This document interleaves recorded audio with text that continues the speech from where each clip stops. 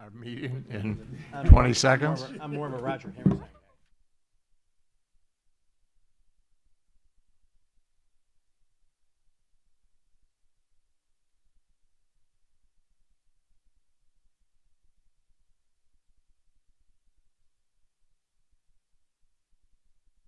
Okay, go ahead. I call the meeting to order. Please stand and join us.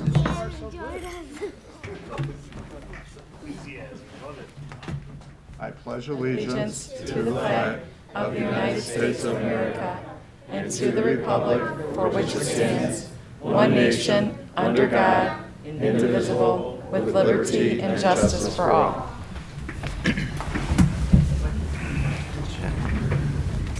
Now you're going to get sworn in by the clerk, so you got to stand. Please. Please stand, and I'm going to ask you to raise your right hand, and I will go very slow for you, okay? I, please state your name. Fiona.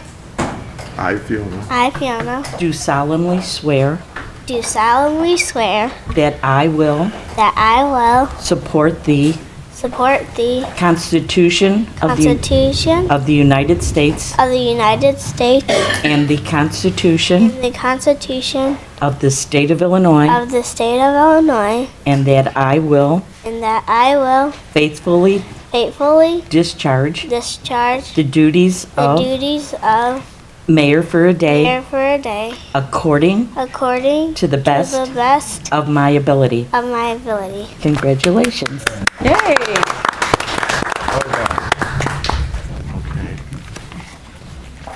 I'm going to say, We have a corn. No. can we have the roll? Oh, can we have a roll? Belzak, Here. Clistic, Here. Gustafson, Here. Kenny, Here. Shower, Here. Sullivan, Here. Vaughn, Here. 7 present. We have the corn. Okay. You ask. Does anyone in the audience have anything to the council that is not on our agenda? Nobody's standing, so now we're going to ask for a motion. Yeah, we do this now. Ask for a motion, yes. I ask for a motion and a second to approve the minutes of September 6th. Moved by Alderman Kenny, seconded by Alderman Shower. Any questions? If none, the roll. Kenny, Aye. Shower, Aye. Sullivan, Aye. Belzak, Aye. Gustafson, Abstain. Clistic, Aye. Vaughn. Aye. 6 ayes and 1 abstention. The minutes have been passed. Ask the council if they have any communications. So, You ask the council if they have any communications. I say council. Do any of the council members have any communication? Alderwoman Sullivan. Thank you, Mayor Fiona. I did receive an email from resident Drew Kelly regarding the rollout of a new multi-gig speed across all U.S. markets for Xfinity, which is also known as Comcast. He was just questioning where Darien stood in that. So city staff did reach out to our Comcast senior manager for government and regulatory affairs, Tony. And his update was Comcast is in the process of expanding and upgrading our network across our footprint, which would include DuPage County. The advancements are being rolled out in phases, and I do not yet have a time frame to provide. I will certainly keep you posted. So I just wanted to share that with the council. Anything else, Mary? I have something about Arbor Day and Kathy Minardi, but I think I'll share that at the end. Alderman Gustafson? Yeah, I got a call from a resident on Hillside Lane regarding 2 large dogs being let loose by the dog owners from the home that were running through the neighborhood.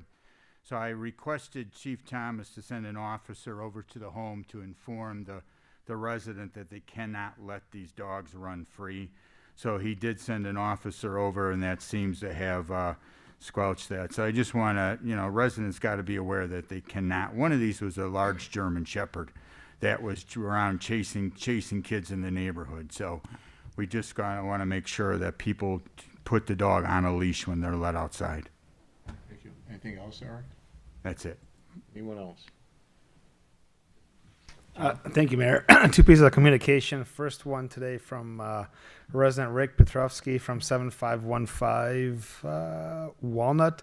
There's sort of a trench there that they're wondering if the city owns that and if potentially if they can go in there, clean some of the branches out of there. It's right on Walnut, so where it dips down, you have sort of that overflow for the water in there. There was some graffiti on it a few years ago. It got cleaned up and everything, but just some Typically, we do clean that out prior okay. to and after a storm event, so Okay. we're always looking at those, but yes, we're gonna Perfect. check it. And that's on the north, and On the probably on the north north side of Walnut. yes, north side of Walnut. Right. And then second piece of communication from Steve Leopoldo from the 7800 block of Farmingdale. I just want to see a few more extra police patrols down the block. So Anything else? that is all. Okay. I'll do this. That takes us to the We're not done. I'm sorry. No problem. Mayor Fiona, we have a communication from Dave Kodak on 67th Street. I think we all received email. I had seen it right away, so I responded to his email this morning. And then I received communication from Gloria Clancy or Lawrence Jostick regarding potholes in front of their home and on Coventry. So that's all I got here tonight. Thank you. Anyone else?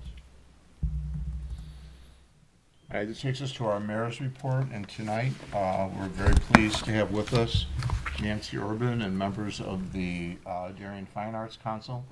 And we're going to turn the microphone over to Nancy. She's a performer, so get ready.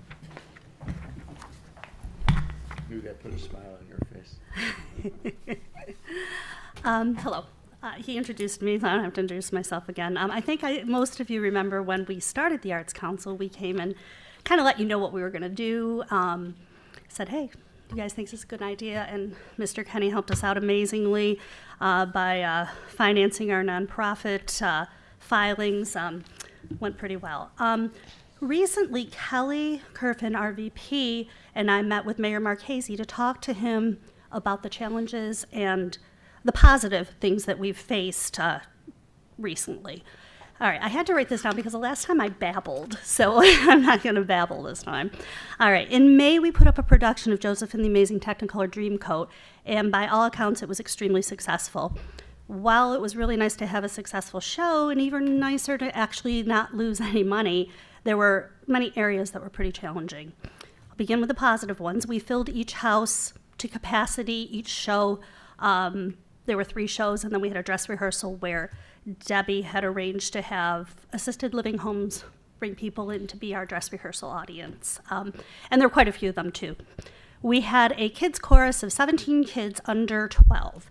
99% of those kids were from Darien, with a good portion of them from Lace. We had 2 kids chorus handlers, both from Darien, and one of them actually is employed by Lace. Rehearsal space was handled amazingly. The Darien Police Department, Safety Village, and the library stepped up hugely and helped us out a lot. The Gift of Carl generously gave us a grant for this production. It enabled us to purchase the rights and the ad materials for the shows. Most people don't understand that you have to actually pay to get the rights for the shows, and they nickel and dime you to death, to be honest with you. You can pay anywhere between $1,500 to $3,000 for the rights for some shows. Joseph ran us on the higher end, close to $3,000. Our challenges. We were originally to put this on at Avenue Christian Church in Clarendon Hills.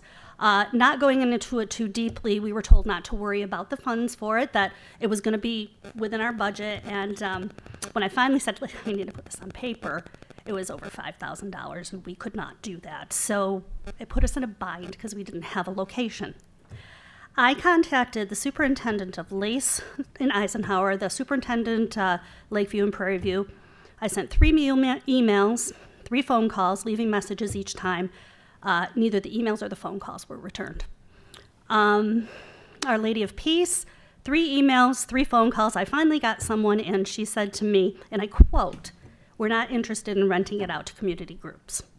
This put us in a bind, which leads me to Hinsdale South. Casey, who was our secretary, and I looked at the theater, and it's an amazing theater. We talked to the theater manager. He was very excited about us doing Joseph. He said it would work. We could move the sets where we needed to move them. The sets were not extensive, okay? And when I got to the administration, they told me we were going to have to rent the space, pay a rental fee to store our sets overnight during production week, or remove them every night, okay? They also said that we could run into the problem where we'd had the place booked, and like the week before, if somebody wanted it on that Friday, they'd get it. So the week before our show, having a show on a Friday, if some group at Hinsdale South said, "Hey, we want that on Friday," they'd say, "Okay, sure, you guys can't have it." Talked to the board, and we were like, you know what, we're in a bind, so we're just going to roll the dice on this, and we're going to go for it. And this was within hours, and I called them back to say, okay, we'll try this, and was told that they already gave away the Thursday, which would have been our dress rehearsal. So that wasn't going to work. We were stuck, so I finally bit the bullet, and I applied back at Old Quarry in Lamont. If you remember, we had done Into the Woods, and we could not find space in Darien. So Old Quarry in Lamont stepped up, gave us their space for free, and was great. We made a little bit of money on that, but right after that, COVID hit, so we were kind of at a standstill. We're very appreciative of what Old Quarry does and helps us out, but it's not Darien. And we ended up with a problem where we couldn't get any businesses to advertise in our program from Darien because it wasn't happening in Darien. And then Lamont businesses would not advertise because we're the Darien Arts Council. So it made the cost of our programs astronomical. We had some help with the programs, but that's where you pay for your programs, is the ads. Okay. Prior to auditions, I sent emails to every elementary, middle school, high school in the area. Quite a few of them refused to even give it to their students to say, hey, there's auditions for this, okay? When we were struggling to cast the show, we needed guys. Eisenhower, Hinsdale South, and Central, I called them and I emailed them and didn't get any phone calls back. I sent 2 emails to 34 churches in the area, called some of them to follow up. I just didn't have the time to call them. Not one church responded to us. 1 week prior to the show, the director of Hinsdale South Productions told our performer who was playing our lead, Joseph, we had a female playing Joseph, if she did not attend a rehearsal further, I think it was a talent show, which she was only going to be late for, she would never be in a production at Hinsdale South, and her grade would go down 1 letter grade. Her mom confirmed this, and so it wasn't just a kid exaggerating. He was pretty aware of what was going on. I let her out of the rehearsal. It's our last run through before Tech Week. We didn't have our lead. Lastly, I sent emails to the entire city council inviting all of you to the show. I had 2 tickets for any performance. I heard back from Mary, and after the fact, I did hear back from Tom, but I didn't hear from anybody else on that. After Joseph ended at our monthly meeting, we questioned whether it would be a worthwhile endeavor to continue, and we are questioning it still. We are the Darien Arts Council, and we have a problem getting support from Darien. I'm not sure why the school administrators don't support us. It's puzzling to me that I can make contact with school officials 6 times and not even get a response saying, no, can't help you. No, we can't understand that. The superintendent over at Lace and Eisenhower lost just a excellent opportunity to support his students. I mean, we had 16 plus students out of Lace and Eisenhower in this show, and some of them had very good parts. I mean, can you imagine what they would have been like to see their principal, their superintendent, see them in a show? Regardless, Hinsdale South, I don't even know what to say about Hinsdale South. To be fair, I'm meeting with Dr. Hardy on Thursday morning to talk about the Arts Council. We are currently preparing for our next season. Yes, we made enough money to actually make a season. We've chosen small shows so we can find smaller venues. We're prepping the show Working. Debbie gave you a thing on it. It's an amazing musical. We'll be interviewing various workers in Darien, and the video interviews will be part of the show. It's really quite an amazing show. Studs Terkel wrote the book Working, and it's based off of that. And Studs Terkel was a radio broadcaster in Chicago. We're planning for end of February, early March on that, but we're still lacking a venue. In order for the Arts Council to stay functional and provide high-quality, well-done events for Darien, we need more support. We formed the DAC for the benefit of Darien, and we are not afraid of hard work. We're not concerned about the amount of volunteer hours needed to pull off anything we do. We're not as concerned about working our butts off to get something up and to support other groups and organizations in Darien as well. What we are concerned about is the crazy lack of support from the businesses and the schools in our area. Mayor Marchese has been extremely supportive of us. He gave us an opportunity for performers to perform at Rock the Greens. And I know he spoke to Dr. Hardy about us as well. And honestly, it's because of his support that we did not completely just throw in the towel, donate the money we had made from Joseph, and get rid of the headache. Our immediate need is for a venue for our February musical, which is Working, and our June musical, which is Goosebumps the Musical. We will be only the second group in the United States to be able to do that musical, Goosebumps. And when we do the musical, 2 weeks before and 2 weeks after, nobody within a 150-mile radius can do that musical. So it's a good thing. The musical is fun. DePaul is going to be the first ones to be able to do it in the United States, and that will happen, I think it's the end of October, early November. So I've been in contact with them and the director there, and we're going to meet and talk about Goosebumps. We can't move forward with anything until we have venues. We can't get rights to shows until we have a venue, because they say, oh, where are you going to put this on? How many seats are there? What are you charging?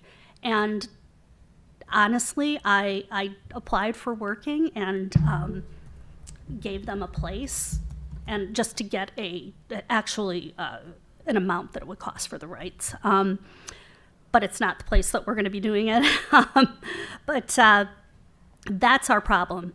To be clear, we are committed.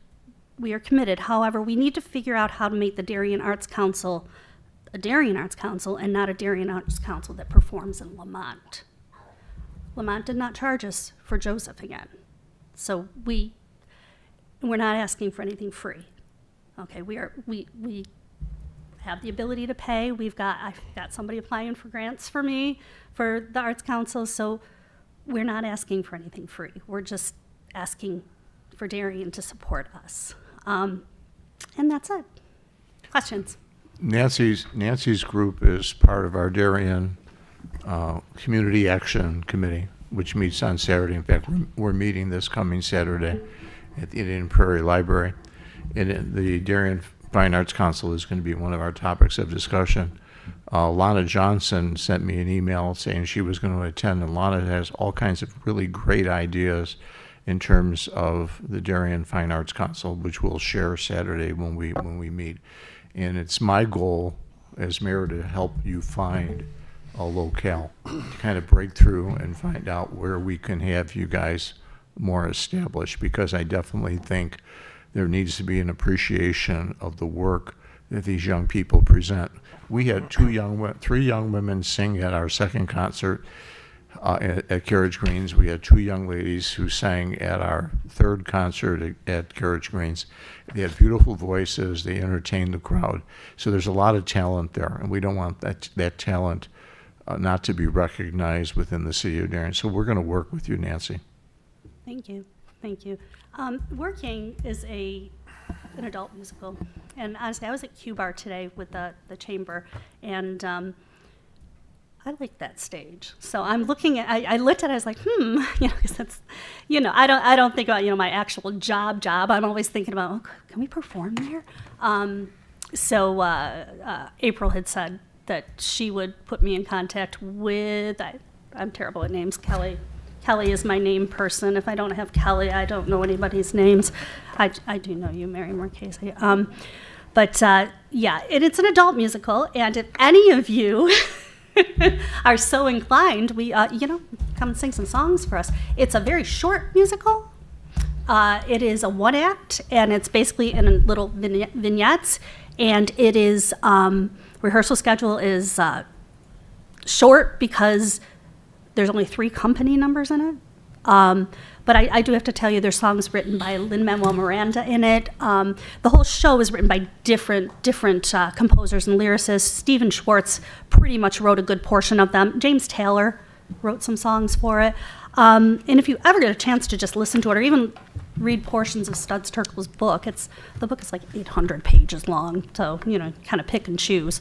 It's an awesome musical, and the venue doesn't need to be much bigger. The stage does not need to be much bigger than this room right here.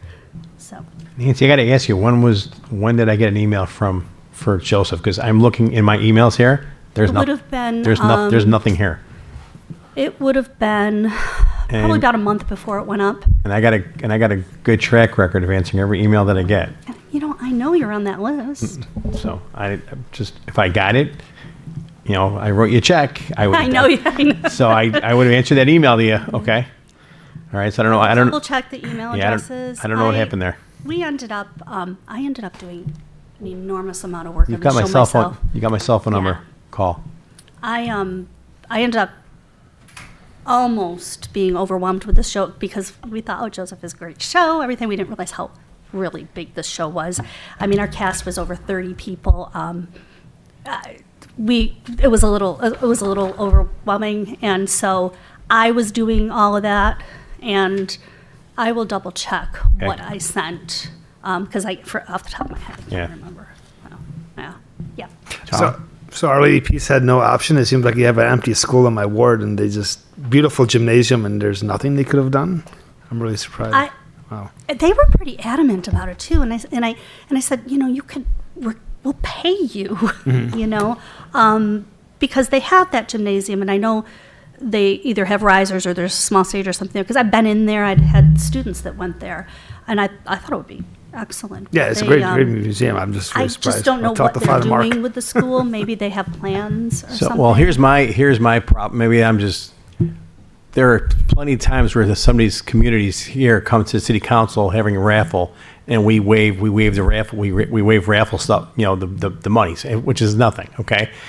Then to come back and somebody comes here looking for help, and they're going to turn around and turn their backs on them. I have a problem with that. Well, I don't think Our Lady of Peace is renting to anybody. It's not like they've selectively said no to the Darien Arts Council. Well, if she just. What was your?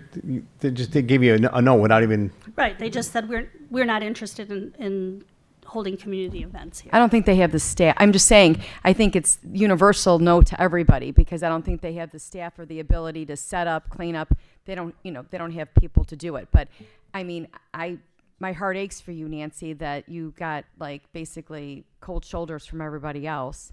I would encourage you to reach out to the choir directors and band directors and art directors at the individual schools. You might have a little bit more success.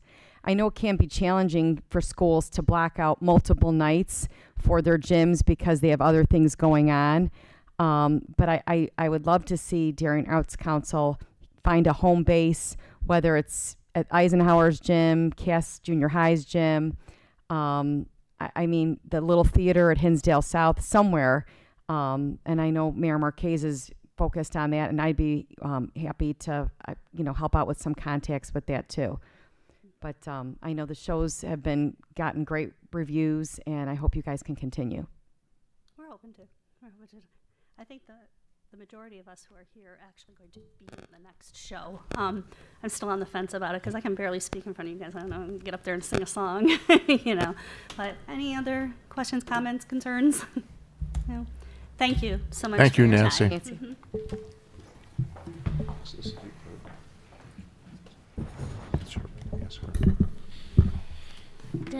Does the clerk have anything to report? I do. I'd like to announce that the City of Darien election materials for the April 4th, 2023 consolidated election may be picked up here at City Hall beginning Tuesday, September 20th, 2022. Available elected positions, which are 4-year terms, include mayor, clerk, treasurer, and alderman, Ward 2, Ward 4, and Ward 6.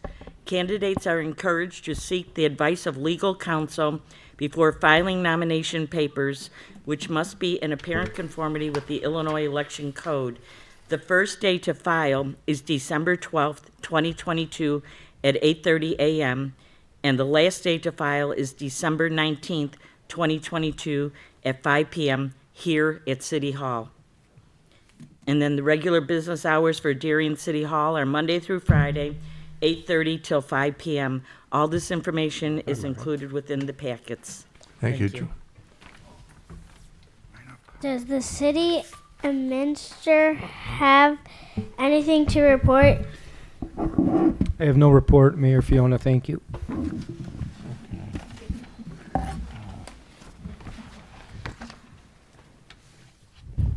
Mr. Combeck and Mr. Thomas, if they have anything.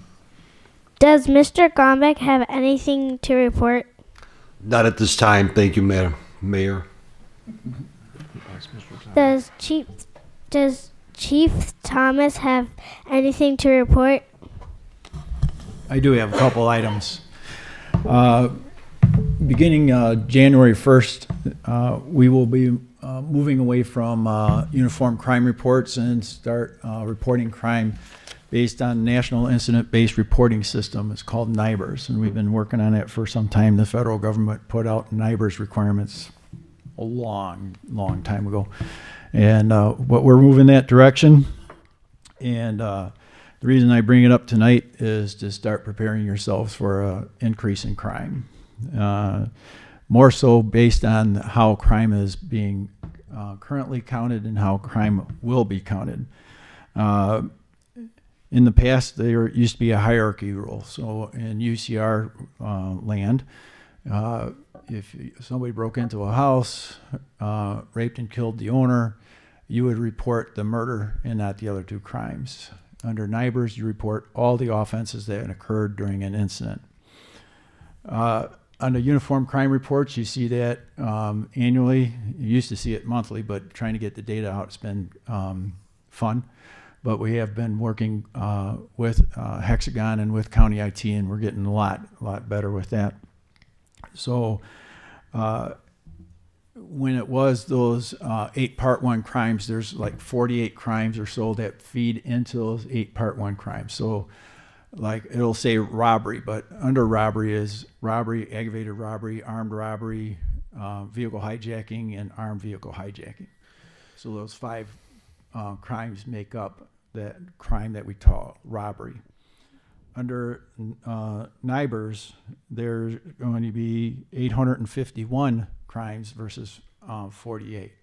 So when you're reporting that many more crimes, obviously you're going to be reporting quite a bit more. So I took a look best I could and tried to mimic in the current year, January 1 through 8/31, what we would report under uniform crime reports, which would be about 189 crimes. Under NIBRS, we would be reporting 779 crimes. So it's going to be a significant increase, about 2.9 or almost a 200% increase in the amount of crimes that will be reported. So working on a process to try to report in 2023 what you would have seen in UCR and what you do see in NIBRS, and then reporting NIBRS going forward in the subsequent years. So stay tuned for that. I'll probably have a couple more conversations before we actually go that direction. So any questions on changing methodology on counting crime? We just don't want you to think that come February, crime has exploded in the city of Darien. Go ahead, Greg. Thank you.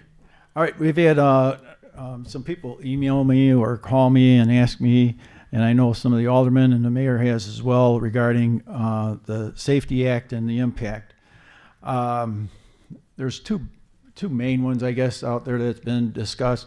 One's no cash bail, and the other one is trespass and being able to make an arrest versus just issuing a citation. I'm attending a seminar workshop on October 5th, I think it is, with the state's attorney, a judge, and I think the DuPage County Sheriff is not going to be on that panel and hopefully answer a number of questions, because I think that's the issue, is more about questions and where we're going to land come January 1 with this issue of no cash bail. Again, this has to deal with people that are currently in jail awaiting bond, not people that are in jail that have been adjudicated or in prison. It has to deal with people in jail awaiting trial. And the new rule about no cash bail is whether or not they're a flight risk. And issue with flight risk, the state's attorney has to prove that they're a flight risk and how they're going to do that. There's a number of issues that they can cite as issues of flight risk and why they should not be allowed out of jail until trial. One of them, however, is prior bad acts and not appearing in for court. We currently refer to them as fail to appear warrants, and the failure to appear in court is not going to be a criteria that the state's attorney can use. And the other criteria on waiting trial, one is the flight risk, and the second one is the threat, and the threat has to be to a specific person. And so the state's attorney has those two burdens to prove in order to keep somebody in jail awaiting bond. The other issue that people have issues with within the Safety Act is this issue of trespass. And what it really is the change to Class B and Class C misdemeanors. And so criminal trespass in land is a Class B misdemeanor. Within the statute, they've changed the rules on Class B and C misdemeanors that they're no longer custodial. And so the person that's trespassing on the property will receive a ticket versus a custodial arrest. So then the question comes is whether or not the police can actually physically remove that person from the property. And according to the legislator, you can. However, I have not found that in the statute that there's actually a law that allows that to happen, or within the statute that allows that to happen. So again, there's a question that needs to be answered in order to make that decision about whether or not that criminal trespass can be custodial and being able to remove somebody from somebody else's property. So as a resident then, can I go out and chase that person off my property? Nope. You can not use any kind of force to defend. You can use force to defend yourself. You can't use force to defend your property. You obviously ask him to leave. Yeah, with it, and point a gun at his head, and maybe that will get him to leave. And then you would be committing an aggravated assault. Okay. That's what so I need to know. I would not do that. Okay. Any other questions for Chief Thomas? Eric? Yeah, I've got a topic I want to bring up, and I've brought this up in the past, and it's regarding retail theft police calls.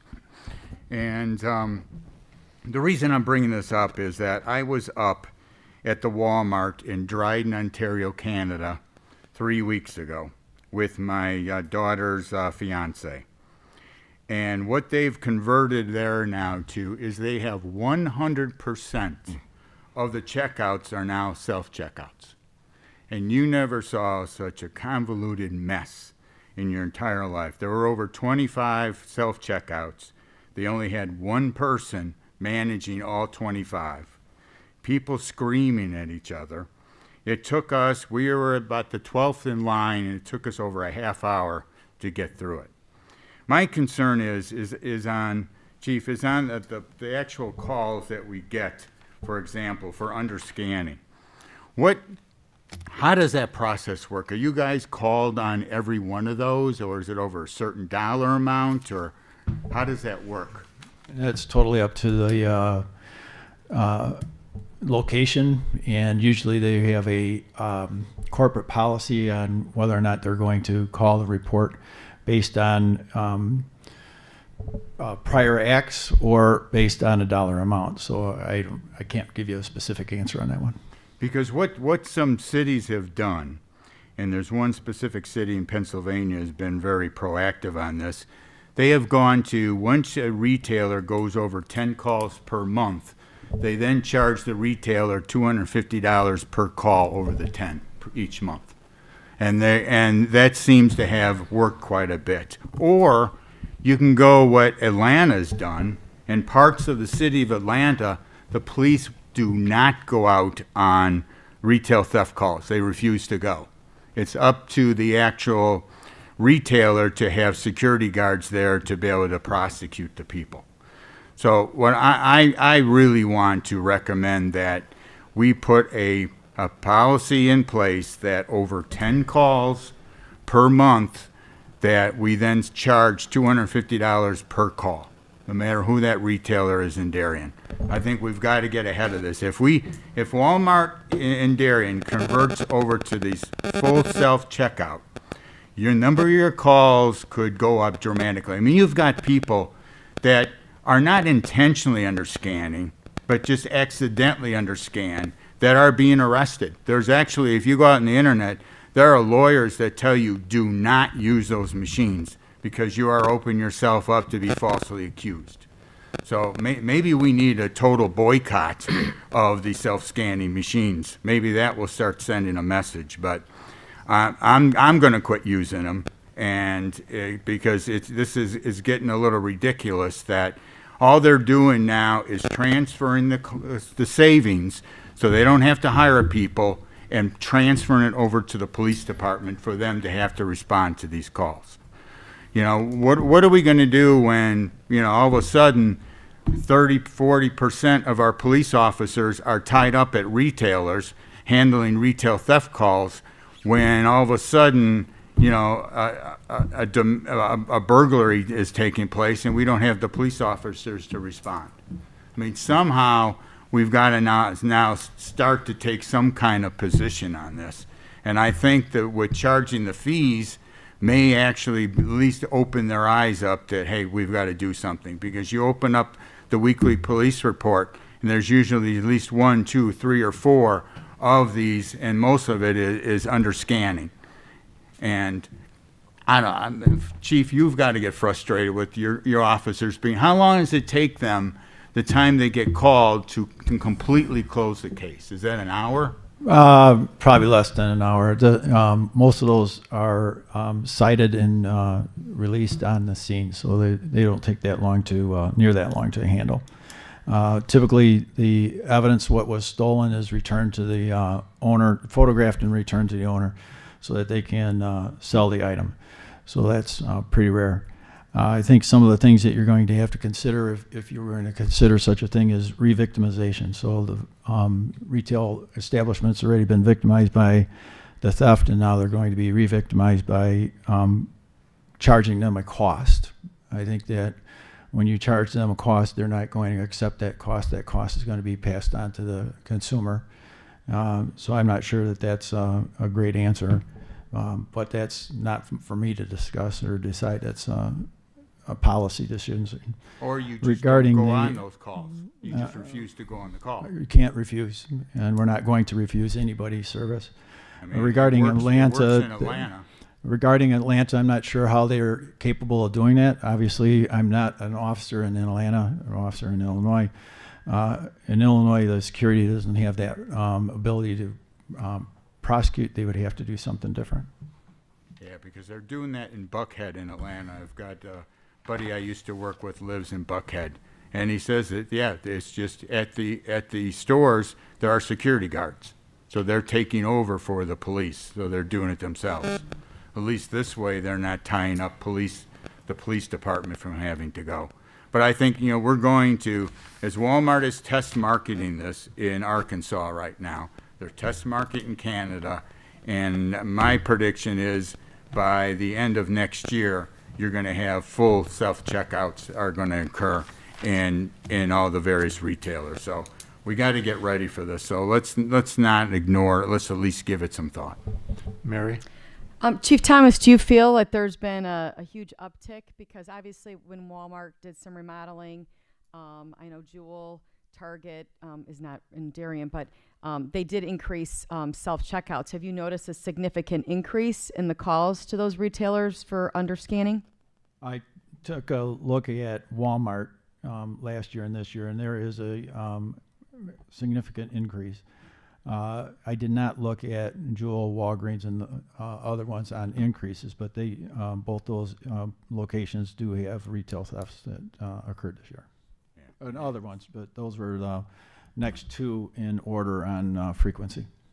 I shop at Target. I did speak with the officer, the security officer there. They have Willowbrook Police show maybe 2-3 times a week max, but he hears it from their police department if they show up too often. And with regards to the cost, we're already paying the police department to show up to Walmart, so I disagree that they'd be passing on the cost to the customer. I'd rather the customer pay than the whole city taxpayers pay for it, right? Right. Yeah. So. Yeah, I just don't like officers being tied up. If all of a sudden I have a critical event happening in my home, I don't want to call up and say, well, we've, 4 of the officers are tied up at different retailers handling a retail theft for $30. I mean, That it's just doesn't nonsense. happen, that we're tied up on 4 retail thefts at the No. same time. I mean, it could And if happen there's if an you have all emergency that goes self-checkout. out, we respond to that emergency call, and we'll drop all the other work. Yeah, but yeah. All right, anyone else have any questions? I have a Mary? question for Dan. Is that Okay. okay? Dan, I know at the last meeting we talked a little bit about the parking situation at Honey Bee Farms, and I know you've done some work to negotiate some parking and some plans. Can you give us a quick update on that? Sure. As a matter of fact, I'm preparing an ordinance for municipal services to review next Monday. In respect to that, there's been a parking issue along Kearney Road, 8300, 8400 block of Kearney Road, to where the Honey Bee Farm, which conducts market day activities typically on a Friday and Saturday between the hours of 10 o'clock and 1 o'clock in the afternoon. Traffic parking specifically becomes a concern, and it's a safety concern as well as emergency vehicle concern. So what I've been able to do is been able to talk to a couple of the adjacent property owners as well as Cindy from the Honey Bee Farm. So we came to a reasonable understanding that the city would be installing no parking signs along specific portions of Kearney Road within that 8400 block. In conjunction with that, the Municipal Services Department would be installing a shoulder, and that shoulder would be at the cost of the Honey Bee Farm. So we've gotten support from the adjacent residents as well. So we're hoping, like I said, that'll be at the Municipal Services next Monday evening, followed by City Council the following. Yeah, we'd also put a sign, there's a light post as you enter our subdivision, and it'll say no farmers market parking within this area. I told Dan, I said, I would only accept a plan that included building an additional shoulder on her side of the road. And Biz Brackett today, from his email, he said that he would actually put railroad ties.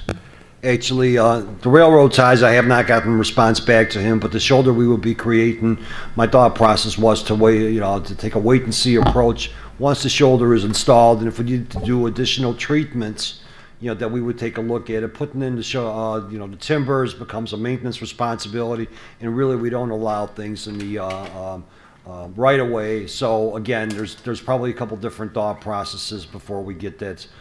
The other thing that I want to bring forward, because not a lot of people are aware of this, I contacted the county again, and Julie Renahan, our District 3 representative, got the health department to go out and check on the animals and check on the sales. And the health department says everything that the farm is doing is within health department regulations. The county actually went out there and they checked the zoning to see if the zoning matched what she was doing. The zoning matches what she's doing. So those people in the area that don't like the farm have to accept the fact that the farm is going to be there and it's not going to go away. And in fact, it really is a nice presence in that area. the parking is an issue, and Dan has worked diligently to deal with that parking. So unfortunately, the season's going to close October 7th. All these changes will probably be made so that next spring we'll see some type of increase in terms of the road being wide enough for two cars to pass at the same time. But as a resident in that area, it really is scary when you see children get out of their parents' cars and you're headed down that street and children are running in the middle of the street, mothers are pushing strollers, and they're all going to the farmer's market, and you're trying to get in and out of your subdivision. If anybody's not aware of it, there's only one way in and one way out of that subdivision. That is the only road. So Dan, thanks for your efforts in that regard. Thank you. Thanks again, Dan. Thank you. Anything else? Anyone else? One comment, Dan, you and I had talked last week and this morning, this afternoon, at the last city council meeting, there was some discussion on a sign and then some enhancements on Plainfield and Cass, and we had talked about bringing that up tonight. We just don't have enough of the information, so we are going to pass on that till maybe the next meeting, or until we Correct. can get some of that Kid- info. And just a real quick update, you're going to be seeing the sign that was originally proposed by the owners. It's the same as the old sign. While that's still going to be put back in place, probably by the next city council meeting, we're still working with the business owners in respect to getting pricing on the marquee. The marquee is the only item that we're missing for pricing. So the company, again, is supposed to be responding to us tomorrow, which is obviously a day later. But we do have some renderings that we'll be sharing with the city council and the thought process with the marquee by the next city council meeting for action. Thanks, Dan. Okay. Does the treasurer give its report? Yes, thank you, Mini Mayor.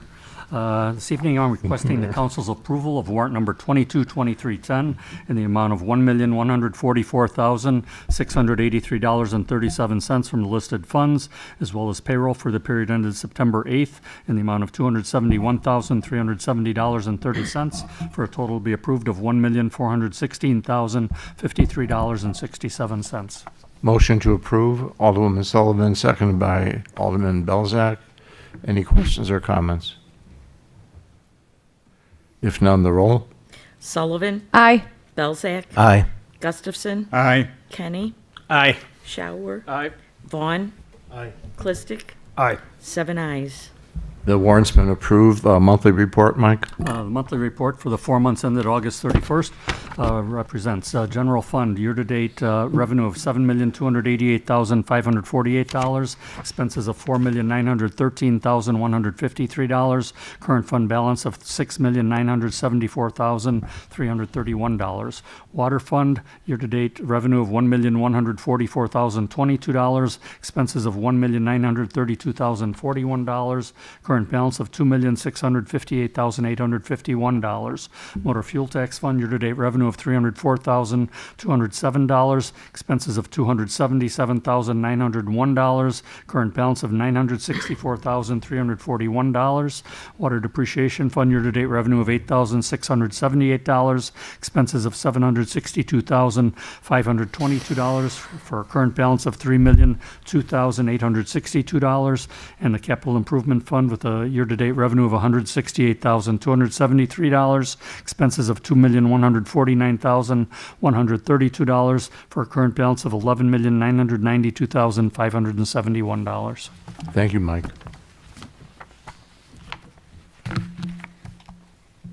Does the council members have a report for their committees? Alderman Belzak? Thank you, Madam Mayor. The municipal services meeting will be taking place a week from today on Monday, September 26th at 6 p.m. in council chambers. Mary? The next Administrative Finance Committee meeting will take place on Monday, October 3rd at 6 o'clock in the conference room upstairs. And the next Economic Development Committee meeting will be on Thursday, October 6th at 7 p.m. in council chambers. Alderman Kenny? Thank you, Mr. Mayor. Police committee meeting was canceled this evening due to lack of, what should I say, it wasn't scheduled due to lack of agenda items. Our next meeting will be on Monday, October 17th, 2022. Chief, we're going to make this meeting at 6:30 from here on out, pending agenda items. I figure municipal services has been coming on at 6:30. We've got a lot on that agenda. We can probably knock that out in half an hour. Okay? And as I mentioned earlier, the Darien Community Action Committee's meeting this Saturday from 10 to 12 at the Indian Prairie Library.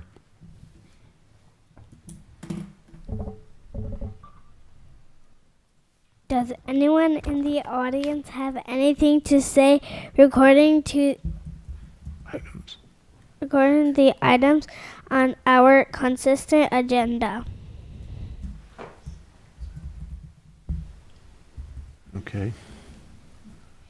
Since there is no old business, we will move on to our other constant agenda. Okay, I'll be reading the consent agenda. Item A, consideration of a motion granting waiver of the raffle license bond requirement for the Darien Lions Club. Item B, consideration of a motion to grant a waiver of the raffle license bond requirement for the Darien Women's Club. Item C, consideration of a motion approving a transfer from the general fund to the capital projects fund in the amount of $1,700,000. Item D, consideration of a motion to approve an ordinance authorizing the sale or disposal of surplus property. Item E, consideration of a motion to approve a resolution accepting a proposal from AIS for the purchase and install of a multi-factor authentication at the desktop level in a total amount not to exceed $35,005, of which $23,905 is for software labor and Microsoft licensing is for $11,100. Motion to approve. Alderman Vaughn, seconded by Alderman Belzak, and the roll. Vaughn. Aye. Belzak. Aye. Clistic. Aye. Kenny. Aye. Sullivan. Aye. Shower. Aye. Gustafson. Aye. 7 ayes. The consent agenda has been passed. We have no new business, so I'm going to let Fiona. Is anyone in the Does anyone in the audience or the council has anything they would like to share? Alderwoman Sullivan? Just a reminder again that the Rotary Club of Darien is doing a recycling extravaganza.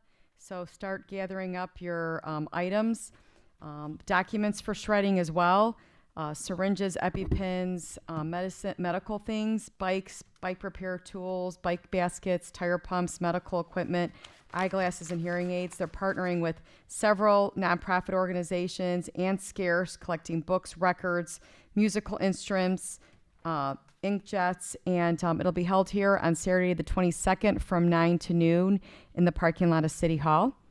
And Heidi Ramirez, who's extremely involved in the Darien Arbor Day Committee, shared something with me that I'd like to share with the council. This year, as a part of the 50-year celebration of Arbor Day Foundation, published a book titled Now is the Time for Trees. And I'll lift up a copy of the book.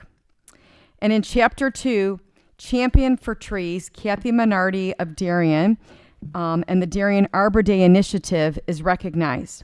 This is quite the recognition, as only 2 other individual families are specifically mentioned in the chapter.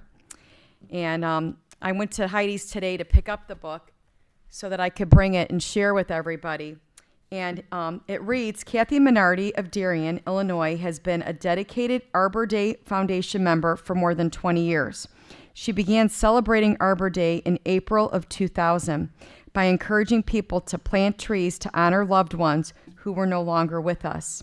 Since that time, the annual event has grown to become a significant celebration involving hundreds of school children. Every Darien Arbor Day includes education sessions delivered by the Morton Arboretum, as well as safety tips from the Darien first responders. Thanks to Kathy, trees have been planted in parks across the city of Darien to honor loved ones. And Kathy Minardi was a recipient of the Heart of Darien Award, and sadly, she lost her battle with ALS earlier this year and passed. But clearly, her memory and all her hard work lives on, and it's amazing to see it actually in print in a book. So I just wanted to take the opportunity to celebrate her memory and recognition of our Darien Arbor Day. Thank you, Mary. Kathy Minardi was truly an outstanding individual who gave a lot to the city of Darien. Anyone else?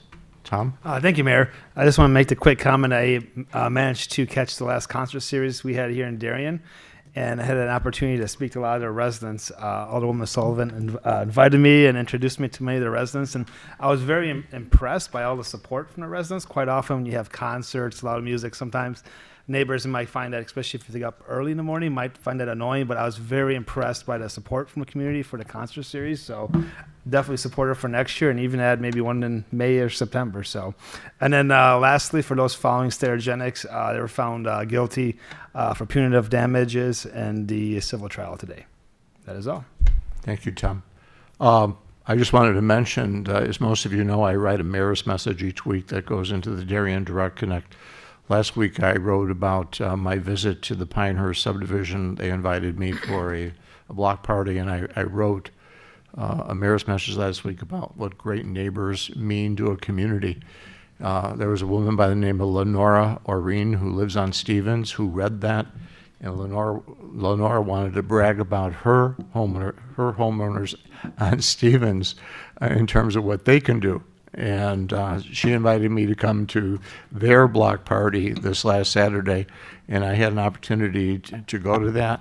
I had a chance to visit with Paul and Pat Nazari, who I've known for about 35 years. Our boys played baseball together.